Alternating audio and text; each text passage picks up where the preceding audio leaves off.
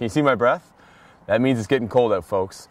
And what better project to build in the backyard than an epic backyard hockey rink?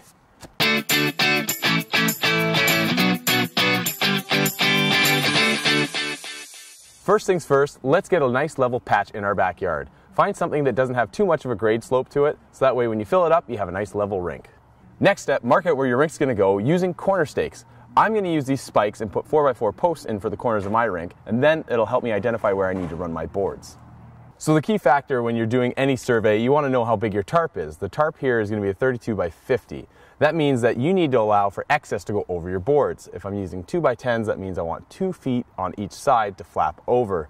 So a 32 by 50 is in actual fact going to be 28 by 46. All right, so we figured out our square, we got it all set out, we did the diagonal check, we're within an inch or so. That's great, especially on a scale this big. Now, call on a friend, Mark, and trust him.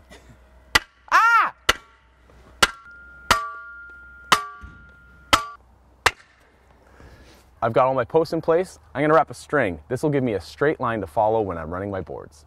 If you don't want to cut up stakes, grab the balusters. These are beautiful, because you know what I do with them? I cut them in half, and these little points save you all the time in the world, and you just drive them home. Every 2 feet, and they're perfect. For the skirt board, I'm using a 2x10. It'll allow me to follow the different heights in the land, so that if the water is 2 inches here and 3 inches there, I don't have to worry about it going over the board. I'm using pressure-treated lumber now as an investment because in the future I want to be able to use these boards over and over again. If I was using regular lumber, the weather that we'll see through the winter time, this stuff would probably have some rot and debris coming out of it, and I don't want to see that now because it's a big investment and we want it to last. This is a splice plate. When we have a joint, we use these plates. Cut off a little bit of extra 2x10 and you stick it between the joint. Got the boards ran. Now it's time to tighten up the posts on the corner and then put in my boards. On the ends, I'm using 3/4 inch plywood with 2x4s to make some sweet boards. Remember, this is epic. In order to make these, all you need is 2 2x4s, a half a sheet of 3/4 inch ply, and I make them in 4-foot sections. So now all I've done is made a frame, screwed it all together, apply a 3/4 inch sheet of plywood to it, and now all I have to do is go put it at the end of the rink. With my posts secured, this attached to that, there's nothing left to do but put in some back bracing and it's rock solid. So what's the support? We use a 2x4 on the back spine, staked into the ground. That's 12 inches into the dirt, hammered it in, stake it, and now screw it into the boards. Then I put a little angled brace on here. 2 screws into that, gives us a little cantilever kickback. I want to make sure my epic hockey rink has a nice plumb wall, so in order to do so, I take my level, I put it to the back, I put a spine on the back of the board, and with that brace in place, I'll see that this thing is actually, in fact, pretty plumb.